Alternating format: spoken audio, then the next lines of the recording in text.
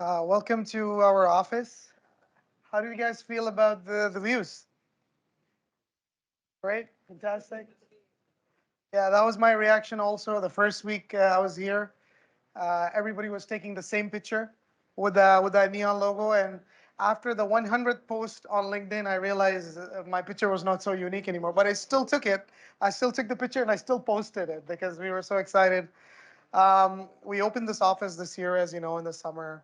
COVID's been harsh. We used to be in Mississauga, so I get to work out of this office. I love it. I think the best thing about the office is the coffee that we have upstairs, which is a local Toronto roaster. So we try to source local coffee, and on weekdays there's actually somebody there serving coffee, not on the weekend. So usually in the mornings you can get coffee the way you like it. It's like a mini Starbucks. My name's Owais. I'm part of our global black belt team here at Microsoft. I cover our cloud scale analytics set of solutions. And what that essentially means is all our data and AI products, our governance solutions, our analytics solutions, our AI solutions fall under my portfolio. And what I do day to day is I'm part of a technical sales team that's a global team. And we help customers in Canada and in the rest of Americas. So what I wanted to talk to you about today is in the last couple of years, we've started to dive a little bit in the governance space. Microsoft always used to have a cataloging solution which would work with a lot of the vendors that you might be familiar with. The presentation that we had just earlier on Calibra and Informatica, Information Governance Catalog by IBM, many of these solutions used to be complementary to a cataloging solution that we used to have in the market. Last year, we made a slightly bolder move because we were not in the governance space to say Microsoft also wants to make a stance in the end-to-end governance story. And what I'm about to share with you is that vision that we have as to what we're building with a product called Purview and what that product is hoping to achieve and what it has today. So what I want to do is show you a couple of slides about what the product is and what it can do today, and then dive into a demo to show you the product live and help you ask any questions that you might have that I can answer. Does that work? So who has actually used this product before? And I'll just skip the, who has heard of Purview before? Just one person? Oh, actually quite a few people. Great. So Microsoft Purview released September 2021, so I'd say it's been a year and a few days old. Our picture about end-to-end governance was we started with asking the obvious question, right? If you think about governance or end-to-end governance, there are really three elements, right? There's the people, the process, and the technology piece. This product can help you with the people process part, although it can augment it, but it's there to help you with the technology piece. Of course, any company that's trying to do governance today has to figure out how to do the people process part because I personally think that's 80% of the job in governance, right? The remaining 20% is what the tools can do to help you automate some of the workflows that complete your end-to-end governance posture. So the way we look at it and our vision, when somebody asks me governance or what end-to-end governance or unified governance means, I say that it's all the capabilities in the boxes that are shown on the slide here, right? We're talking about a way in which we can catalog our assets. And those assets can be coming from structured sources, SQL servers, SQL databases, on-premise. It could be coming from the cloud. It could be coming from multi-cloud for that matter. It could be Azure, it could be Google, Amazon, and it could be SaaS-like applications. All of those data sources are available to me. I should have a unified way to catalog all of them. So the first capability in an end-to-end unified solution is to have a catalog. And in 2022, I would expect that catalog to be intelligent, right? Can it do things in an automated way like classification using machine learning or other capabilities to make my life as a data steward or as a data curator easier? Then it goes around, once I know what I have, where I have it, how can I share it with my team? How can I share it internally? How can I share it externally? So that experience needs to have a data sharing capability. Moving on, once I know what I have, where I have it, how can I share it, how good is it, right? It comes to the question about data quality. Like, is that data even worthy of building data products from? So having a way in which we can assess data quality. Then I need to see as I'm scanning, do I have duplicates? And if I have duplicates, can I merge those duplicates in a golden record, right? MDM type of capabilities, master data management type of capabilities. As we move on, and with all the rules that are coming in Canada, all the rules that are coming in Europe, like GDPR, PIPEDA in Canada, there's a lot of regulations around what data is stored where and how does it get used. So how can something, a tool like this, tell you how your data is being used, who is it being used by, and are you compliant or not? So if we can give you a way in which you can kind of do audits against your data to tell your organization whether you're compliant or not. For example, in Europe, they have a law that's the right to be forgotten. If I'm your customer and you're a company A, if I tell you tomorrow that I don't want to be your customer, you have to delete all the information you have about me. And if you don't, there's heavy penalties, right? There's 4 million euros, I think, or 4% of your company's net revenue. So there's a lot of financial implications. So how can I give you ways in which you can know who's using your data? If there is a data leak, how can you trace it back? If you build a Power BI report or a Tableau report or a report in Looker, can you trace back to the source of the data? So giving you that use metrics. And then ultimately, how can I ensure that the privacy is maintained? So a little bit of that flows into what data do I have about what people, because the lines between what PII is, what PHI is blurring, right? Nowadays, I would argue when we go to a retail store and somebody asks you for your email, that's actually a very personal piece of information. Because with your email, and if you're me, I've not changed my email in the last 20 years, somebody could know a lot about me from my email. And you'd be surprised like how retailers are training employees where sometimes they would ask you a question, hey, Owais, can I get your email real quick? Like go to your favorite retailer. You have the right to say no. And they're being trained not to ask you after the fact because the moment you say yes, you've given them consent to send you marketing emails. So, so just so you know, your email is personal, right? So how do we know what data is in our data estate so that we can put the right safeguards or guardrails so that in the case of a data leak or an audit, we know what data we're carrying and where that data exactly is in our estate. So all of those pieces are problems or challenges that Purview is looking to solve. Now, where it is today, from a product standpoint, and what we've built and shipped out in the last year, is to have an ability to do cataloging and a way of intelligently classifying the data, showing you metadata about what that data entails, technical information, has the ability to kind of show classifications of what type of data it is, whether it has PII or not, whether it has government identifiers or any kind of information like driving license numbers, all of those classifiers we could do today. And the ability to kind of surface that in a dashboard that a CDO or somebody in the data office cares about, right? What does my data estate include at a 30,000 feet? And what we're doing is that we're saying that as you bring in all those sources, if it has to be really a unified data governance solution, it shouldn't matter where your data comes from. Yes, sure, there are Azure sources, but you might have data that's in an Oracle database on premise. It might be an Exadata appliance, which is your warehouse on premise. It might be a Netezza box, right? All of those data sources should be able to connect seamlessly and bring in that metadata in a centralized way. So we've built this notion of what we call the data map. And all it is a smart way in which we're keeping all your metadata stored in Purview. The data map will build all the experiences that we were talking about earlier. So all of these will build on top of the data map. So the data map will help with the catalog experience, the data sharing experience, all these experiences or capabilities will build on top of a common map. And historically, when we used to sell products or when we used to position products, we would charge you by the user. The model is changing with a truly cloud service. What we're saying is that the map is the only thing that is always on and running. So to somebody that's using Purview, they have to pay for the map. And as users increase or as the queries or interaction in the Purview increases, we spike up your service for that hour and then we spike it back down like a true cloud service.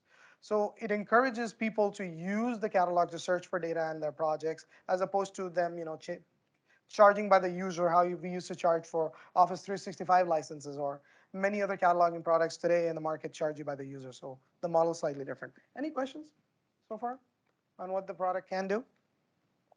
Here are some capabilities of what the product can do. Of course, we're going to see a lot of these in the demo on the different pillars that have been lit up recently. Now, the Purview solves the problem of bringing the data and classifying it. But there's still this element that a lot of people say, to a business user, that's not enough.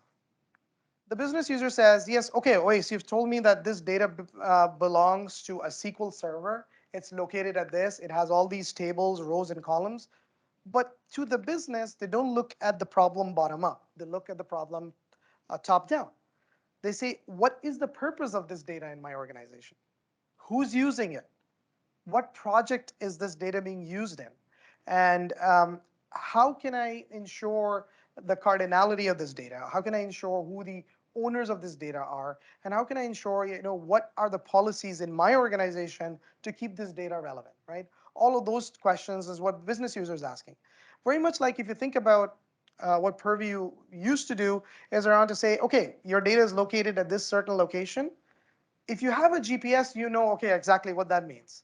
Um, it might tell you, what database it belongs to or what table it's in, but that's still not enough. We want to build a semantic layer on top. So earlier this year, we started exploring this concept of meta models, in which we started adding a semantic layer on top of your data. So imagine if you had a order table. It We could start building meta models or semantic models on top of that to give you more business explanations of why that data exists and what it contains. So think of this order table. We could say it includes these business terms. It's implemented in this specific business process is implemented in the order table. That order table is a system of record in our CRM cloud. That order table is consumed by order fulfillment, it's consumed by invoicing, and it's convinced by our P&L reporting.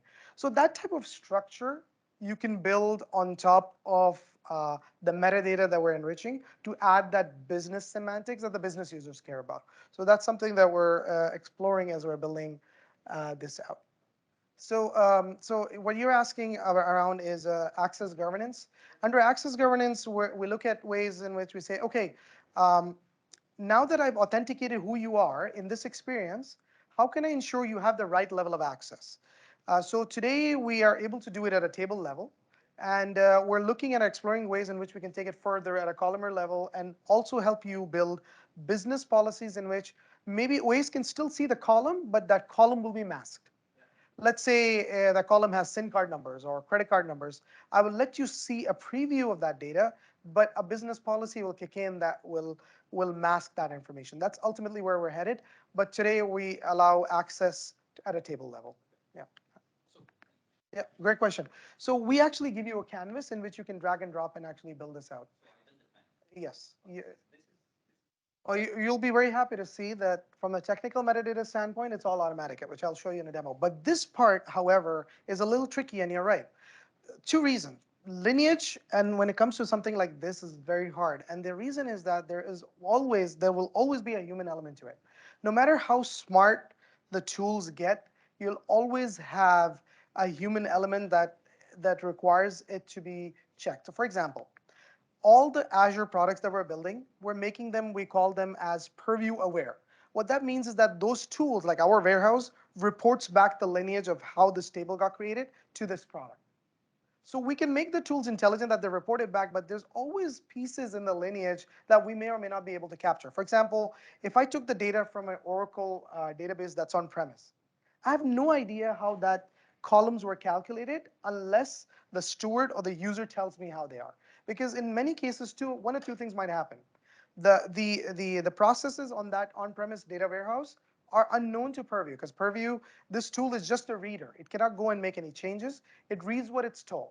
So unless that information is shared with it, it won't get that automatically. But we give you tools in which you can manually curate it. Now, the meta model is also tricky because we might be able to pick up the data as lineage of what tables it belongs to, what schema it's part of, but the use of this data is known by the business user. So someone has to curate it. So you can tell us that, okay, this data source has been used in 5 projects in the company, and these are the 5 projects, and we can list what those projects are. So this part is a little tricky, but we give tools in which some of it can be automated, in which we can bring back the schema, but things like it's implemented by or it's consumed by, some of those pieces might need manual curation. So some of this map will automatically build, and some you might have to do some manual curation. So it'll be a combination of both. Yeah, yeah, that's a great point, and a great call out. This lineage specifically on the meta model is business lineage, and a good example is like this, right? Imagine there was a customer order, and all the way there's reporting, and it's using your SAP system, it's using Oracle NetSuite, it's using SQL. If you could think about this order to cash story, for us, we would start looking at it. Okay, these are the systems. How can we connect to these systems that lineage is built? This is the business process of what happens, and that is the different data domains that are being used. So we can actually break it down and start linking this so that the business understands what those data sources are doing. Technical lineage we're building out of the box, which I'll show you. So we're able to bring in all the technical metadata and classifications out of the box for supported sources. You don't have to worry about that. But what Purview doesn't capture, or where it needs manual curation, is what will be that business process of what happens. The business user doesn't care what underlying data stores use. Maybe the technical user, the IT user, cares about this is an Oracle, version 19 database. But to the business user, they care about the process that's in the middle, the business process. So we're able to capture some of that as well. Okay. One other thing that we just recently announced in the summer is the ability to kind of start sharing. So we enabled this thing about in-place sharing, where you are able to send out a share request, which we'll see in a minute, to users, and then they can access your data store in their tenant and consume data sources, provided they have the right level of access. So with that, any questions before I jump into the demo? So, like say for example, I want to share my data for certain reporting team. So, there will be access and all, but has that access or Microsoft Azure thing, or is it still a workflow kind of thing? So I approve it, it goes to my custodian, and the owner may be a business owner. So all this process can be Yeah. that what Yeah, sure. So usually a data provider, if let's say you're the data provider, the way this one works is that let's say you're giving access to your data lake. Let's say the data lake is Azure Data Lake Store. You would set up the request, the access for the specific files and folders that you want, say in this case, in to have access to. He would actually receive a request, and that could be a communication or email. And when they accept that request, they would be taken to the Purview portal, where they'll have the ability to kind of accept that share, and that share will then land into their Azure Data Lake storage. This does have a prerequisite requirement that they have a store in the same tenant, because that's how it's capable. But if you were to use Azure Data Share, that's the vehicle that we have. If you're using something like Delta Sharing, which is from Azure Databricks, which we also support, then you don't need to have a dependency on having Azure Data Share on the receiving end. So there's more than one way to do sharing. But the beauty of this one is that we're able to actually track every time an asset's being shared, part of the lineage. So when you're trying to do audit analysis, you can also go back and say, who did we share this data asset with? What user, what group, what company? And then you can get audit capability. So it helps with the data use governance aspect. Yeah. and also probably switch it off. Like I share for a month or something. Yeah, the sharing can be time bound as well, where you could say you are a consultant that's working for 6 months on, say, project A. After 6 months, the access is revoked from you. You can set that up in the sharing parameters. Any other questions? Just one last slide about architecture. There's a few others. This is a high level one. The way we kind of see Purview sitting in our tenant, and of course, every customer is different, right? We look at it as one single instance that would span across all your different data sources, and we'll be able to connect and bring in the metadata from the different data sources, different SaaS systems. Now, if you have a requirement for a prod, pre-prod, or a dev test, and prod instance, then we would recommend a slightly different approach.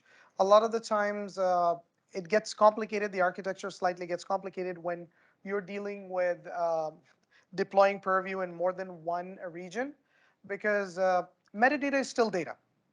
And if you are deploying an instance of, say, Purview in Europe, chances are we're not going to share the metadata to North America. And that's because of the GDPR compliance regulations and rules, that even data and the processing of the data cannot flow across borders. And with that, you might have a different architectural need or requirement, depending on how you're setting it up. So just something to keep in mind. All right, so I'm just gonna go here into my Purview instance to kind of just show you quickly an environment. Let's see.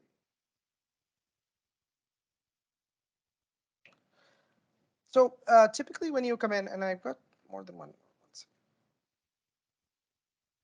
So typically when you come in inside Purview, and this is a privileged view, so a lot of the users might not be seeing a similar view. I actually have two environments set up because of the access and some of the capabilities that I want to show. But imagine the experience is a UI SaaS-like experience. Under the covers, we have spun up storage. Under the covers, we have also spun up event hubs and all the necessary services required for Purview to function and build on that data map. So what you see here is I get a few tabs in the hub. I get the ability to browse for assets, manage a data glossary, and search the catalog. Now, the manage the data glossary is something that a data steward might be doing, that's maintaining a business glossary. Not every user will see this, and not every user will care, right? If you're not a data steward, you don't really care about building a data dictionary for your organization. So typically when you come inside Purview, you would start by building the map, because the map is the source, single source of truth, where you're bringing in all your data assets and building your environment. So typically you would start by registering the source, and this is a one-time effort, right? As we start building connectors, or I think right now we have 45 or 50 connectors available in total, but we continue to start building it for different data sources. And the idea is that Purview should be able to connect to all the popular databases, file systems, services, and we give you the ability to kind of start registering them and bringing in that metadata inside the environment. So just to give you an example, many of these are already registered. I have 35 sources that are registered. I'll just search for a specific one just to kind of show you how it looks like. And typically, as you're registering the source, its registration is a one-time effort, right? Once you register the source and you set it up on a scan schedule, you should be able to bring in the metadata incrementally automatically for you. So in this case, this is a data lake store that I've scanned 8 times. And in my previous scans, I've discovered close to 446 assets, and many of these assets have also been classified. Now, I can set up control and access permissions depending on where this data set is scanned and saved. So if you can see on the right here, there is a collection path on where the metadata from this specific data lake is going. So this data lake is registered part of my HR system. So all the metadata is flowing into that collection.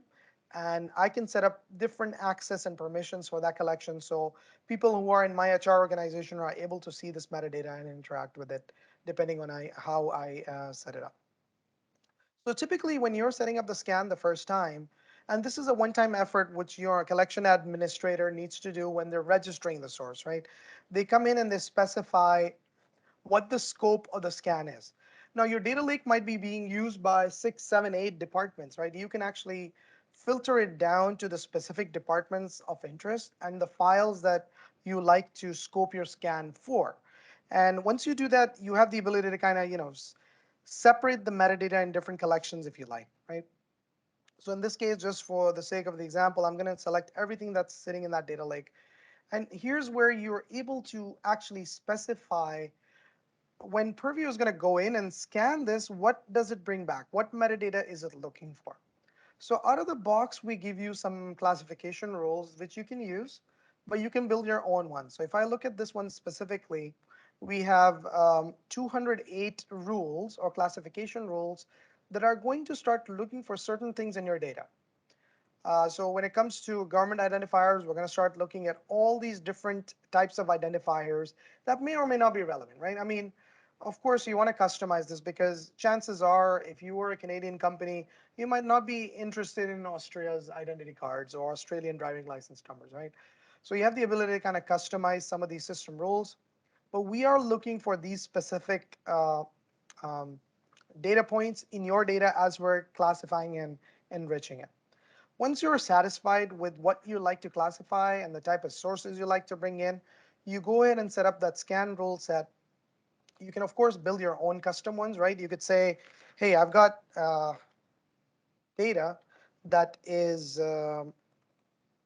that's of a certain nature that I know, which is actually maybe a Parquet file or some sort of file. I select here, and I can start build some custom classification rules as well that can be part of my scan. So I can actually go and filter that I care about these specific ones, and I can build this for every specific source that I bring inside Purview.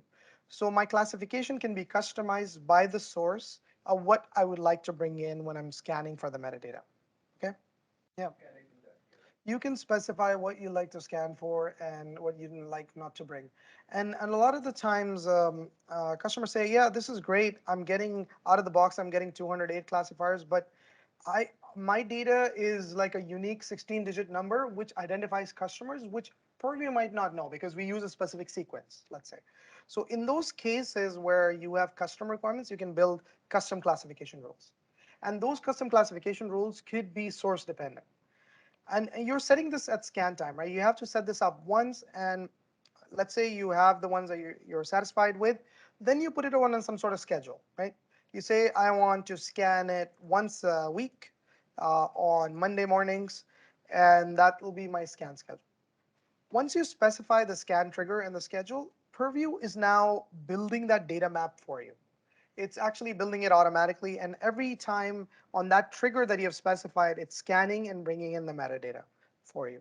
Any questions on that? So essentially what it is doing, it's populating the data map for you, and it's actually starting to bring in metadata and information as it's scanning. So maybe, let me see if I can find so in the nutshell, what's happening is that we're building these views for you. This is one view of a SQL database. It's a ticket reservation system.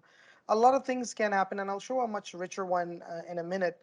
But as you can see, when we classified this ticket reservation table from the SQL database, we found credit card numbers and people names or person names in it.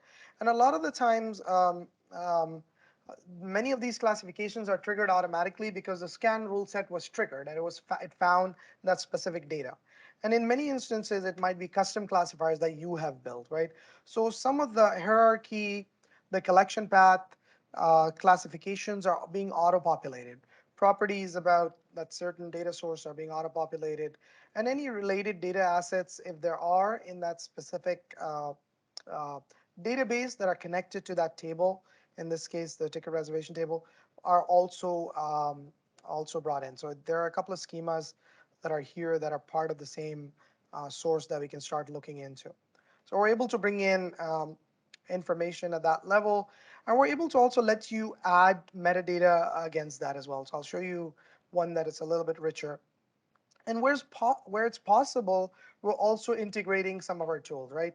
If you have the right level of access, you can actually open the specific data set in a Power BI desktop, or you can request access for this specific asset to the data steward or the owner of the asset. Any questions? Yeah, I would say that if let's say in this, and maybe let's take an example of one that actually has it. So let's say we have this ticket report table. And in this ticket report table, we've classified email addresses, right, automatically. And let's say in the next classification, you'd like to remove it. So the way today is that you can delete the email address classification, and in subsequent scan, you'll turn off that specific classification rule.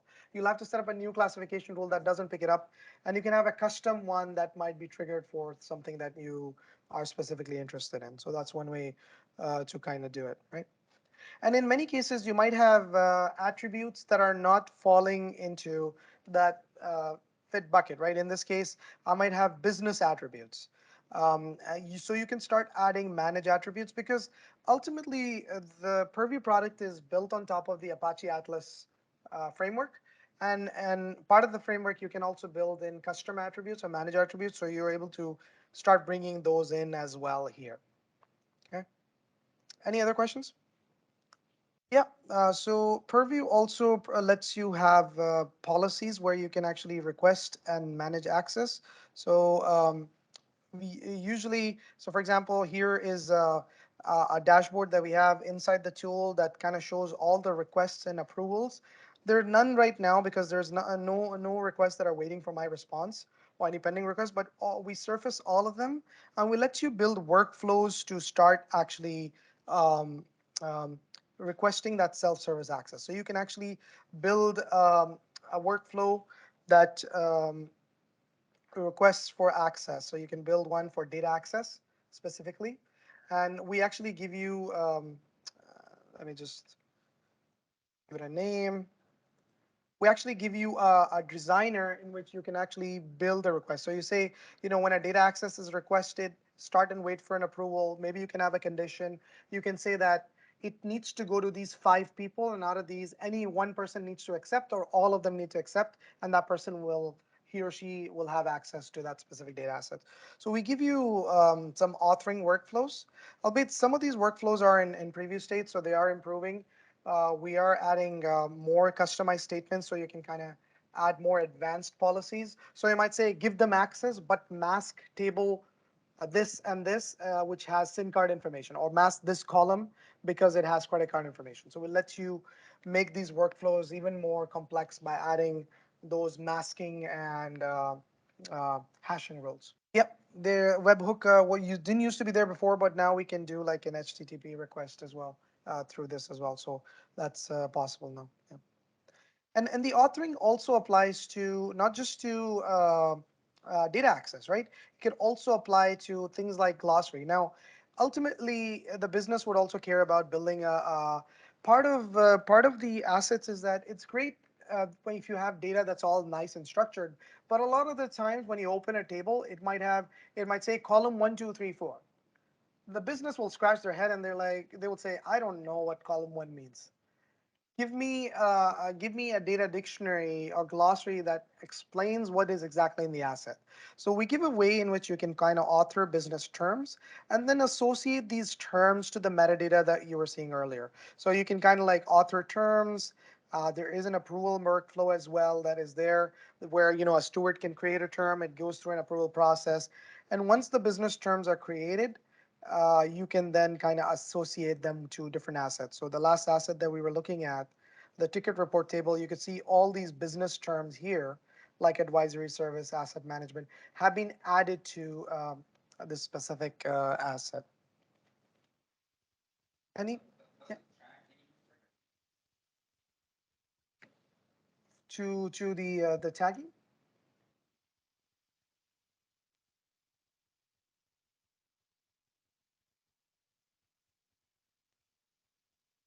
Yeah, right now we're tracking like create date and last update dates, but this is not enforcing. So like right now we actually track metrics of who created the asset and when was last updated, but we're not using it in a way in which you can kind of trigger a business rule to take a certain action. But the goal is to kind of give a couple of things, alerting mechanism, to give versioning as well, because a lot of the times for compliance reasons you need to go back and forth, right? Even if this rule, let's say this term was created, you want to go back to see what historical changes are there, especially if the banks care about this, right? And for compliance reasons, they might need to keep 7 versions or 5 versions or whatever. Today, we give the latest view and we give you some metrics about that, but we are looking at creating historical views as well so that you can kind of backtrack and look at those terms in that lens. That answer your question? Yeah. All right, what else is there? So, of course, part of this is also to build the lineage. Now, in certain cases for supported sources, we can build end-to-end lineage, and it gets quite interesting when you start looking at specific pieces, right? In certain cases, we can even go at a columnar level and tell you if the, like for example, there's a column here for first name. We can see how that column as the data set is progressing, changing. So it becomes from say first name, last name to full name, and that specific column as it traverses and as you're transforming it, we're able to capture that end-to-end lineage. In many cases for supported sources, we're able to build this for you automatically. And in certain cases, if the source is not supported, we give you a way in which you can push the lineage. So, for example, and part of this is that lineage, there was a data set that was sitting in my data lake that was transformed using a cloud ETL tool, Azure Data Factory in this case. And that transformation then landed into a SQL table. That SQL table was further transformed into two separate tables here. That was ticket staging and ticket payment tables. Now we're able to build this end to end. It's beautiful because all the products are in the Azure portfolio. But in a lot of cases, you might have data sources that are sitting outside of Azure, like an Oracle database. So what we let you do, because it's on Atlas, we let you push the metadata or lineage in this case for the different cases. So we might create a transformation job in the middle, which you can add the explanation, and you can say, okay, this transformation job, this is specifically what it's doing, and I'm aware. And in cases where it's a cloud ETL tool, and if I have access, I can actually go to the specific transformation job in the cloud ETL tool and see exactly what type of transformation was taking place. So right now it's asking me to get access for that. But if I had the right level of access, I would be able to go back to that specific asset. And as we're building the tool as well, something that is in preview, somebody asked me earlier, we're also starting to build quality views, right? As you start getting the data asset, we're able to, and this is something that's in a preview state, which certain customers are testing. We're able to also tell you the quality of your data and the table. So here you could see the quality score is 81%. And we can kind of break it down by different quality rules that you might have and tell you exactly what the score was in the last scan that we did, right? So the last scan was done on October 22nd at 1:44 p.m. We're able to tell you how the quality of your data is and how is it trending at of all the different rules that you might be building. So you can add different types of rules. And these rules right now, as you can imagine, are rudimentary in the things that we check for unique values, we'll check for data matches, we check for table lookups. Well, we'll let you start defining custom rules as well. So you'll have the ability to kind of tell us what quality means for you. So a lot of businesses tell us like, our data is always not 100% clean. It's slightly dirty. We know that, but 100% quality means this to us, right? Knowing that the way that we capture our data. So you'll be able to specify your quality rules specifically to what it means to you, and then start running quality scans in the tool very soon. Any questions? Ian is asking the $1 million question. He's like, Owais, you showed something that is in preview. It is in private preview right now. What that means is that a lot of customers are actually testing it. A couple of hundred customers actually are testing it. Usually the software cycle, the way it runs for us is that we do private preview, public preview, and then we make it generally available.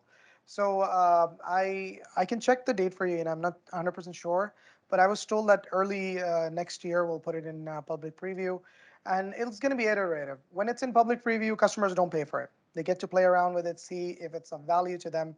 And like many other cloud governance providers, like governance tools providers, it'll be an add-on module. So you might say that I don't require data quality. I'm using another tool for it. Great. But if you want it, you could just turn it on, and then you could start using that capability. So we'll offer it as an optional thing. All right, what else did I want to show? So one thing that just generally went GA is that a lot of the times all of this is good, but when you say you're starting to bring all these data sources, you want to have a way in which you have a bird's eye view of everything that your organization owns and where that's located, right? So we're building some dashboards, or insight dashboards we're calling them, where you can start seeing how your data estate is, how many assets are curated, how how frequently your catalog is being visited, what assets are being used.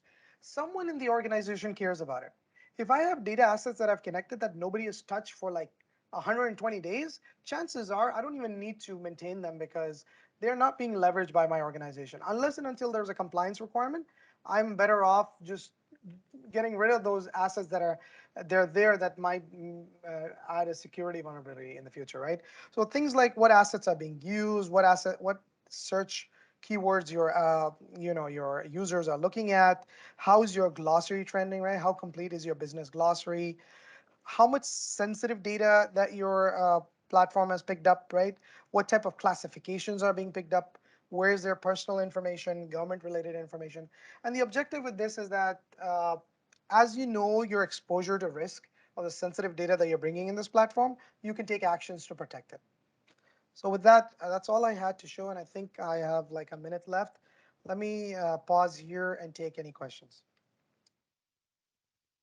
Any questions? No, so it should only have a unique identifier once.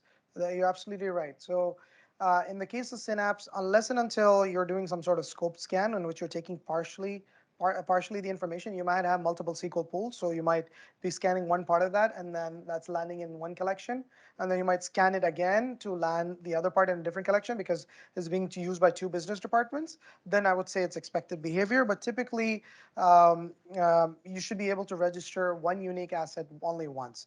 And what you're referring to was, I think, something that we recognized early on where Synapse was showing unusual behavior where it was being able to register twice. The registration should happen once. You can scan it and land it in different collections. That is expected behavior. But you should only be able to register every asset only once, because otherwise you run into, unless you have two Synapse environments where that's completely a different story. But yeah, it's probably a bug if you saw that. Yeah. Any other questions? All right, folks. Quite crap. Well, thank you very much for your time today. I hope you enjoy the rest of the day, and I look forward to seeing you soon.